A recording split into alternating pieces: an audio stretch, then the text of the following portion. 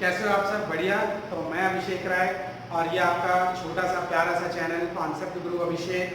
तो आज जो हम चैप्टर करने वाले हैं वो है क्लास 12th में कराया जाने वाला मैथमेटिक्स का चैप्टर, जिसमें बच्चों को बहुत ज़्यादा डिफिकल्टी रहती है, स्पेशली कॉमर्स स्ट्रीम की अगर मैं स्टूडेंट्स की बात करूँ तो यहाँ पे आज हम करते हैं बेटा जो है अपना chapter number 7 according to your NCERT, which is integration.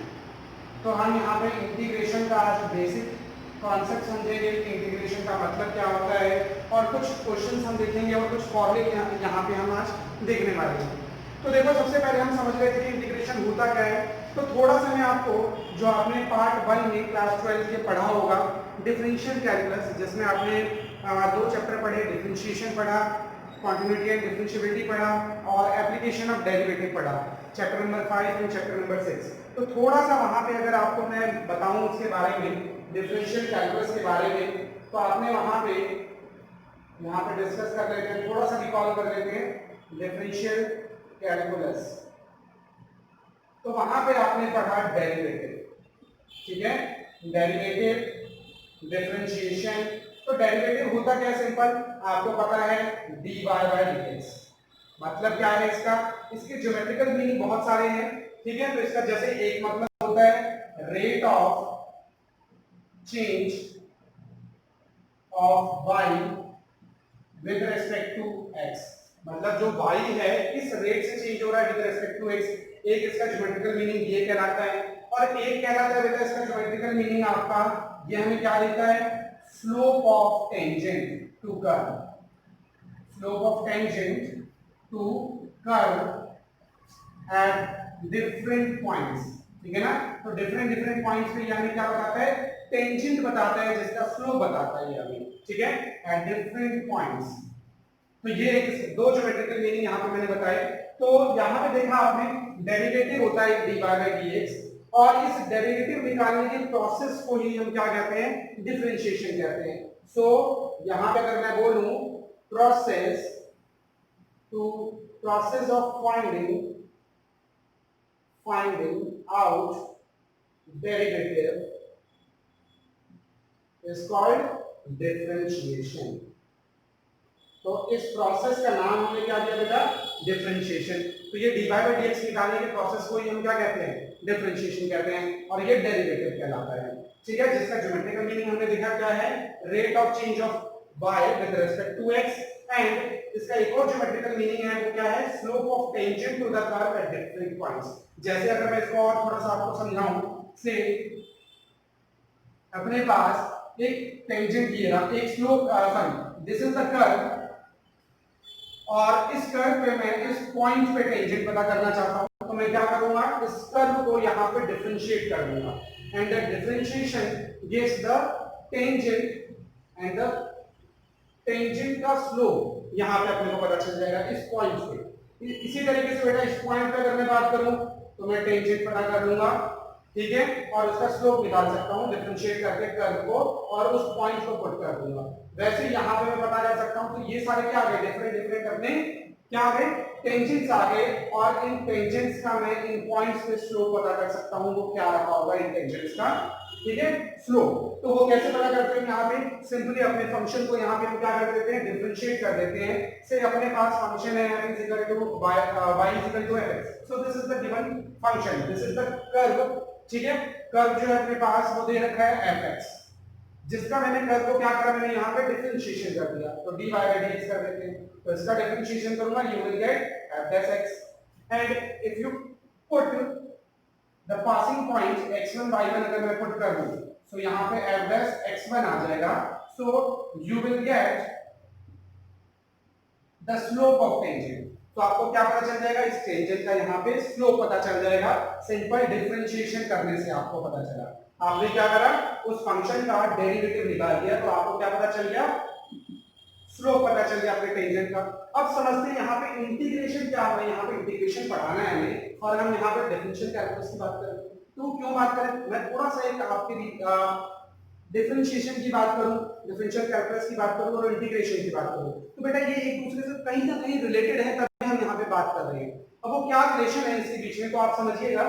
तो बेटा आपका जो डेरिवेटिव होता है, डिफरेंशिएशन होता है, ठीक है ना, तो डिफरेंशिएशन और इंटीग्रेशन एक दूसरे का रिवर्स प्रोसेस है, ठीक है। सो अगर इंटीग्रेशन क्या होता है, इंटीग्रेशन एंड डिफरेंशिएशन, ठीक है। तो integration and differentiation are reverse process of each other, ठीक है ना, ऑफ ईच अदर। तो आपने देखा यहां पे बेटा हमने फंक्शन का डेरिवेटिव निकाला तो f डैश x आया, ठीक है ना। अब इस फंक्शन का समझना जरा, यहां पे फंक्शन है अपना, इसका आपने क्या करा, डेरिवेटिव निकाला, डेरिवेटिव निकाला तो आपके पास क्या निकल के आ गया, f डैश x। और इसी f डैश x का अगर आप इंटीग्रेशन कर दोगे बेटा, इंटीग्रेशन, सो आपके पास क्या आ जाएगा, fx आ जाएगा। तो अपने पास यहाँ पे आप देखो, अब जरा इस कर्व से हम समझते हैं और यहाँ पे टेंजेंट जो दिए हैं अपने को उनसे समझते हैं। तो देखो यहाँ पे मेरे पास क्या था, so this is the curve, ठीक है, वीलर का curve equation y equal to fx। So हमने क्या करा, इस कर्व को डिफरेंशिएट कर दिया, डेरिवेटिव निकाल दिया और डिफरेंट डिफरेंट पॉइंट्स पे हमने वहां पे टेंजेंट का स्लोप पता कर लिया और ये टेंजेंट्स आ गए। अब मैं क्या करता हूं, यहाँ पे ये था अपना टेंजेंट, ये था अपना टेंजेंट, ये था अपना टेंजेंट, ये था अपना टेंजेंट।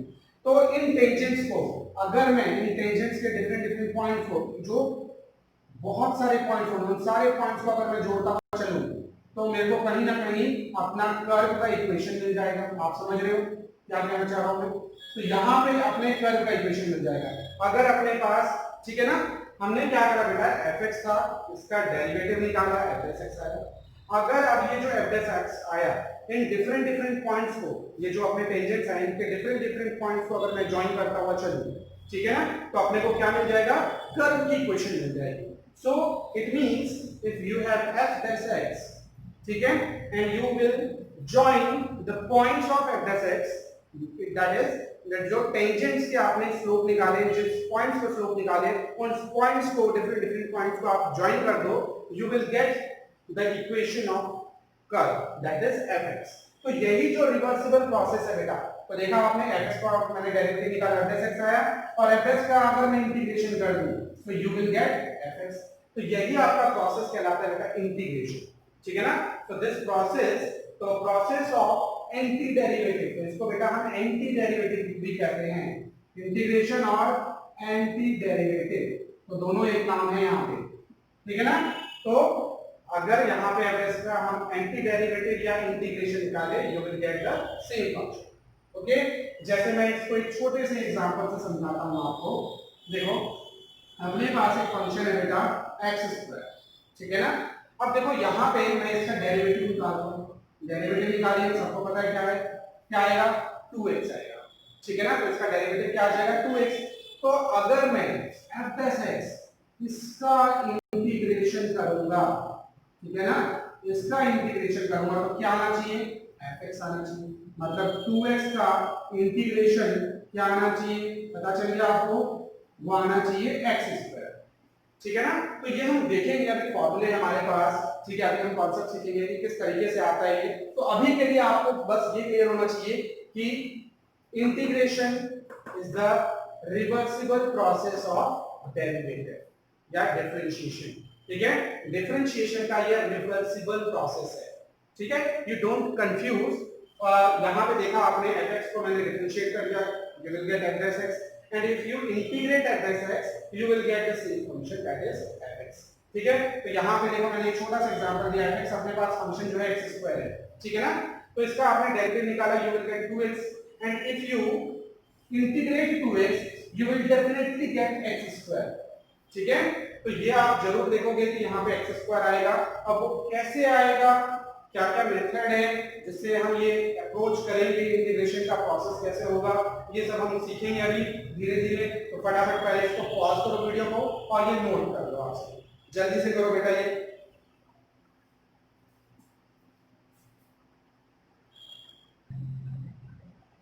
तो कर दीजिएगा, नोट हो गया। तो अब देखो इसको रब करते हैं, समझते हैं। ये वाला क्वेश्चन मैं रब कर देता हूँ आपका।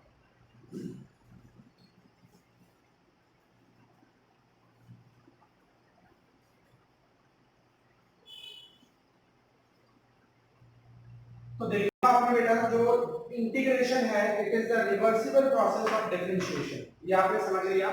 जैसे मैंने यहाँ पे आपको छोटा सा एग्जांपल दिया था, एक्स स्क्वायर का अगर हम डिफरेंशिएशन करते हैं, ठीक है ना, एक्स स्क्वायर का अगर हम डिफरेंशिएशन करते हैं, डेरिवेटिव निकालते हैं, तो अपने को क्या मिल रहा था 2x, और 2x का जब हम इंटीग्रेशन कर रहे थे तो अपने को क्या मिल रहा था, यहाँ पे एक्स स्क्वायर मिल रहा था बेटा। तो 2x का इंटीग्रेशन मैंने करा तो क्या मिल गया, एक्स स्क्वायर। तो उसी तरीके से देखो यहाँ पे अगर मैं sin x का डिफरेंशिएशन करता हूँ तो अपने को क्या मिलता है, यहाँ पे cos x, और उसी तरीके से अगर cos x का मैं इंटीग्रेशन कर देता हूँ तो अपने को क्या मिलना चाहिए, यहाँ पे मिलना चाहिए sin x।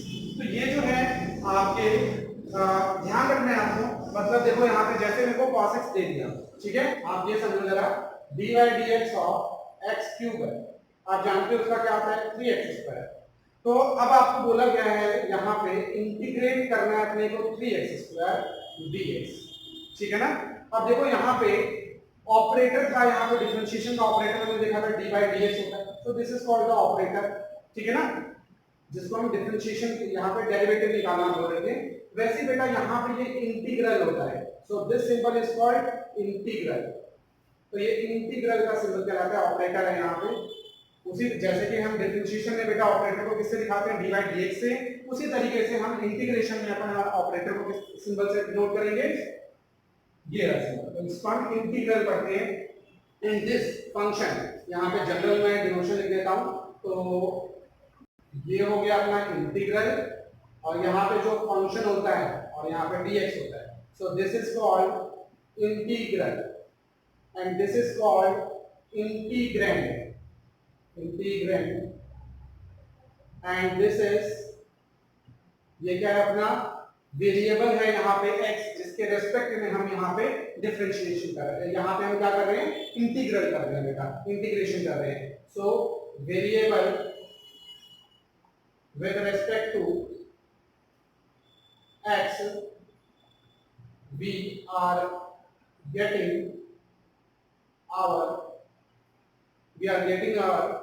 इंटीग्रेशन, ठीक है ना। तो ये सिंपल हो गया आपका, ये सब पे मीनिंग हो गए, तो ये आपको ध्यान रखना है आपको, ओके।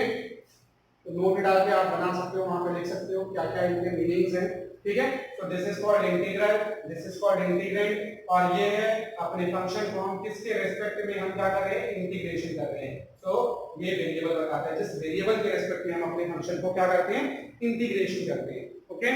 तो अब यहाँ पे देखो हमने देखा कि dy dx हमने करा x क्यूब का, तो वो 3x स्क्वायर है। तो हमें ये सोचना है कि 3x किसका डिफरेंशिएशन रहेगा, एंटी डेरिवेटिव, ठीक है, एंटी डेरिवेटिव हमें सोचना है। हमें ये सोचना है कि 3x स्क्वायर जो है अपना, ये हम किसका डेरिवेटिव करें ताकि 3x स्क्वायर आ जाए, ठीक है ना। तो बेटा ये हमें पता है ये किसका होता है, x क्यूब का होता है, ठीक है ना। क्योंकि देखो सोचो जरा, x क्यूब का डेरिवेटिव निकालेंगे तो क्या आएगा 3x स्क्वायर, तो 3x का इंटीग्रेशन क्या होगा, x क्यूब। ये हमें सोचना है कि ये 3x स्क्वायर किसका डेरिवेटिव रहा होगा। सो 3x स्क्वायर किसका डेरिवेटिव रहा होगा, x क्यूब का। अब जरा थोड़ा सा एक चीज यहाँ पे नोट करने वाली बात क्या है, वो देखो यहाँ पे जरा, मैंने बोला अपने पास dy dx में निकालता हूँ x क्यूब का, वो देखा कितना है 3x स्क्वायर। dy dx मैंने निकाला है x क्यूब प्लस 3 का, वो भी निकल के कितना आया 3x स्क्वायर। कांस्टेंट टर्म का डिफरेंशिएशन 0। मैंने dy dx निकाला बेटा यहाँ पे x क्यूब प्लस 300 का भी निकाल दिया, तो उसका भी क्या निकल गया 3x स्क्वायर। तो आपने देखा बेटा अपने पास फंक्शन डिफरेंट है but we are getting the same differentiation, ठीक है, we are getting the same term after differentiation, ठीक है ना। तो इन सबका डिफरेंशिएशन करने के बाद हमको सेम टर्म्स मिल रहा है 3x square 3x square 3x square. तो मैंने क्या बोला आपको, इसका इंटीग्रेशन करने पे ये मिलना चाहिए, है ना, इसका इंटीग्रेशन करने पे ये मिलना चाहिए, और इसका इंटीग्रेशन करने पे हमें ये मिलना चाहिए। तो अब जरा यहाँ पे ध्यान देना बेटा, मैं 3x स्क्वायर का इंटीग्रेशन करूँ तो x क्यूब प्लस 300 मिलेगा। यहाँ पे देखा मैंने 3x स्क्वायर का इंटीग्रेशन करा है तो x क्यूब मिल रहा है। तो दोनों में, इन तीनों में we are getting the different terms.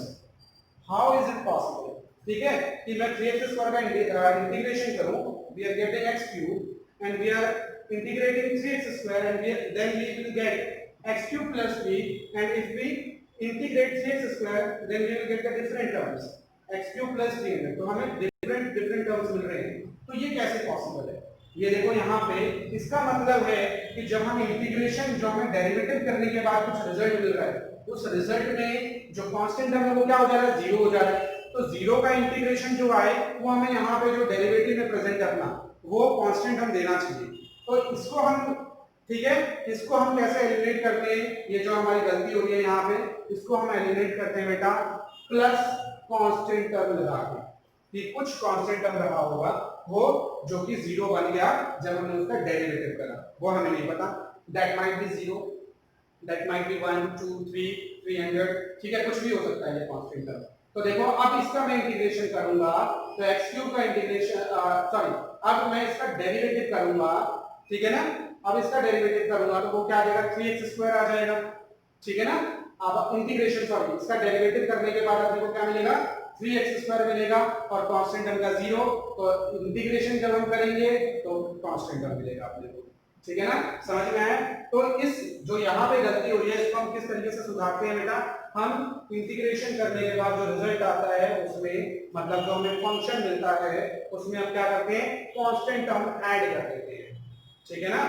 तो सिंपल है। तो जब भी आप fx का इंटीग्रेशन करोगे, ठीक है, तो आपको कुछ, आपका एक नया यहाँ पे अपना फंक्शन मिलेगा और कांस्टेंट टर्म आपको ऐड करना है, तो ध्यान रखना है ये चीज, ठीक है। और ये कांस्टेंट टर्म क्यों ऐड हो रहा है? ये आपने देखा, क्योंकि जब हम डेरिवेटिव निकालते हैं तो कांस्टेंट टर्म अपना जीरो बन जाता है, तो इसीलिए, ठीक है, चाहे वो कोई सा भी कांस्टेंट टर्म हो, चाहे 1 हो, चाहे 2 हो, चाहे 3 हो, तो सारे कांस्टेंट टर्म 1 बन जाते हैं। तो यहाँ पे अब जब हम इसका क्या करेंगे? इंटीग्रेशन करेंगे, so we are not getting the same thing, क्योंकि देखो 3x स्क्वायर का इंटीग्रेशन x स्क्वायर आ रहा है, तो 3x स्क्वायर का इंटीग्रेशन तो x क्यूब आना चाहिए, सॉरी 3x स्क्वायर का इंटीग्रेशन क्या है? x क्यूब आ रहा है। यहाँ पे देखो 3x स्क्वायर का इंटीग्रेशन x क्यूब प्लस 3 आ रहा है, तो ये प्लस 3 कहाँ से आया? क्योंकि कांस्टेंट टर्म यहाँ पे कुछ ऐड हो गया, इसकी वजह से आया, ठीक है ना। तो इसलिए हम यहाँ पे कांस्टेंट टर्म भी ऐड करते हैं। तो ये था इसका ज्योमेट्रिकल मीनिंग। तो बेटा देखो और थोड़ा सा और समझो इसका ज्योमेट्रिकल मीनिंग क्या होता है, कि जब भी हम किसी भी कर्व को, ठीक है ना, जब भी हम किसी फंक्शन को इंटीग्रेट करते हैं, देखा आपने इंटीग्रेट का मतलब क्या होता था, ठीक है ना, जब भी हम किसी फंक्शन को इंटीग्रेट करते हैं तो हमें क्या मिल रहा था? वहां पे कर्व मिल रहा था। So integration of any function will give family of curves, will give family of curves, ठीक है ना। ये इसका ज्योमेट्रिकल मीनिंग है जो आपको ध्यान रखना है। देखो जब मैं इसका इंटीग्रेशन कर रहा हूँ क्या मिल रहा है? एक कर्व मिल रहा है मेरे को x क्यूब, 3x स्क्वायर का इंटीग्रेशन कर रहा हूँ, एक कर्व मिल रहा है x क्यूब प्लस 3। तो यहाँ पे देखो कर्व सेम है बट यहाँ पे कांस्टेंट हम अलग अलग है, तो ये फैमिली ऑफ कर्व मिलता है हमें। तो जब भी हम यहाँ पे क्या करते हैं? इंटीग्रेशन करते हैं तो वो हमें क्या देता है बेटा? फैमिली ऑफ कर्व देता है। इतना आ गया समझ में? तो जल्दी से पॉज करके बेटा नोट कर लो। अब इसके कुछ बेसिक तो हो गया बच्चों, रब कर देते हैं। तो देखो यहाँ पे रब कर देते हैं। तो आपने देख लिया यहाँ पे इतना पार्ट अपना हो चुका है। तो अब इसके आगे करते हैं।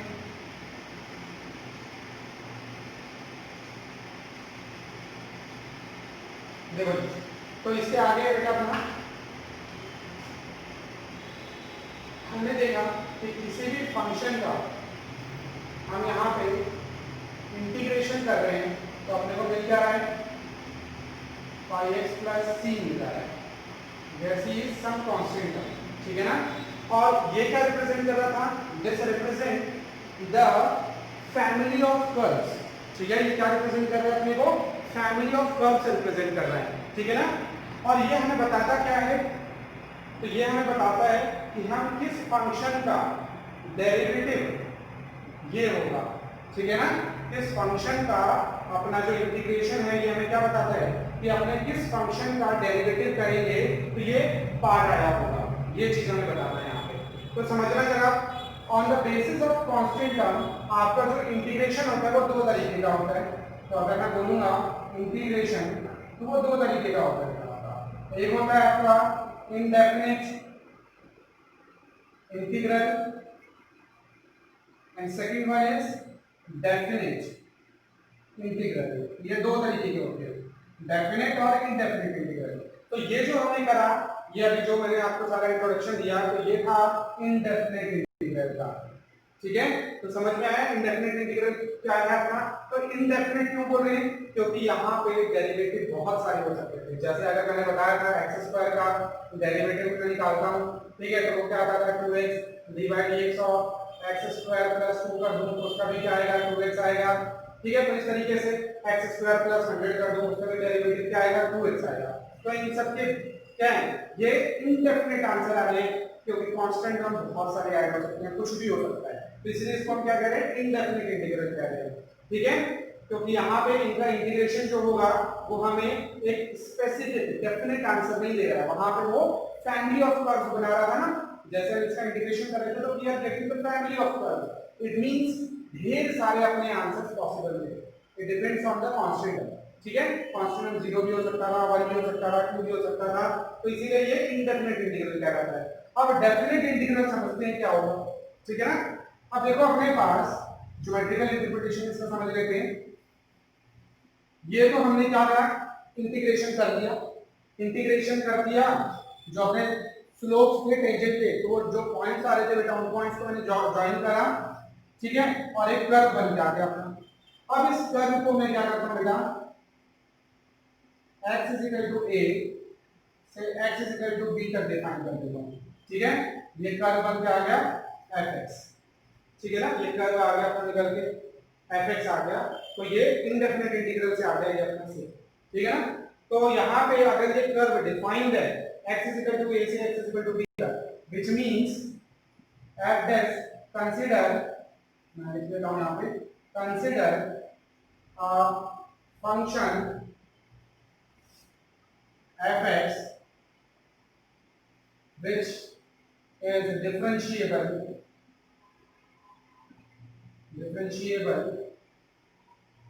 from x is equal to a to x is equal to b। ठीक है, तो अपना जो फंक्शन है वो डिफरेंशिएबल है x is equal to a से x is equal to b तक, then f dash x और x belongs to a to b। ठीक है, a to b, then जो अपना fx होगा वो क्या बताएगा, then fx will denote the area under the curve. क्या बताएगा अपने को, एरिया बताएगा इस कर्व के नीचे का जब हम उसको इंटीग्रेट करेंगे। So then fx will denote the area under the curve from x is equal to a to x is equal to b। तो ये हमें बताता है। क्लियर है सबको। तो यहाँ पे देखो दोनों में बेसिक अगर डिफरेंस, मोटा मोटा अगर डिफरेंस आप समझना चाहो कि डेफिनेट इंटीग्रल क्या है और आपका इनडेफिनेट इंटीग्रल क्या है, तो समझो जरा। इनडेफिनेट इंटीग्रल जो था अपना, वो अपने को क्या डिनोट कर रहा था, वो डिनोट कर रहा था फंक्शन। ठीक है, और किस टाइप का फंक्शन, जो बता रहा था हमें फैमिली ऑफ कर्व्स। ठीक है ना, तो इनडेफिनेट इंटीग्रल क्या दे रहा था, it gives the function which denote the family of curves, जबकि आपका डेफिनेट इंटीग्रल क्या देता है, इट गिव्स अ नंबर। ठीक है, वो फंक्शन नहीं देता है आपको, it gives a number which denote the area under the curve which is defined from x is equal to a to x is equal to b। तो ये दोनों में डिफरेंस है। जो आपका इंडेफिनेट इंटीग्रल है ये हमें क्या देगा, सिंपल, या हमें फैमिली ऑफ कर्व्स देता है, और जबकि डेफिनेट इंटीग्रल अपने को क्या देता है, एरिया अंडर द कर्व देता है, जो कि डिफाइंड होता है x is equal to a से x is equal to b तक। ठीक है ना, तो इसको देखो, इसका हम डिनोशन कैसे करते हैं। तो डिनोशन इसका होता है, तो this is a, this is b, तो this is called lower limit. ठीक है ना, और ये अपर लिमिट कहलाती है। This is called upper limit and this is function. तो अपने को क्या मिल जाएगा, एक प्योर नंबर मिलता है। यहाँ पे क्या है अपने पास एक प्योर नंबर आता है, प्योर नंबर। सो ये प्योर नंबर क्या इंडिकेट करता है आपका, ये इंडिकेट करता है एरिया अंडर द कर्व। तो ये बेसिक सा डिफरेंस था। ठीक है ना, दोनों अपना खत्म हो गया। इंटीग्रेशन का मतलब हमने जाना, इंटीग्रेशन क्या होता है, So it is a reversible, it is a reverse process of differentiation. Here simple integration, integration का हमने ज्योमेट्रिकल मीनिंग समझा दोनों, ठीक है, डेफिनेट का भी और इनडेफिनेट का भी। आई होप यहाँ तक आपको समझ में आ गया हो, तो जल्दी से ये नोट करो, ठीक है, पॉज करो वीडियो को और नोट करो। फिर हम आज के ही क्लास में थोड़े से इसके बेसिक फॉर्मूले हम जानेंगे और फिर नेक्स्ट क्लास से हम इसकी एक्सरसाइज स्टार्ट करेंगे। तो जल्दी से पॉज करके नोट कर लो बेटा आप सभी। हाँ जी, तो हो गया नोट, तो इसको रब करते हैं और कुछ बेसिक जो फॉर्मूले हैं वो आज की क्लास में जान लेते हैं।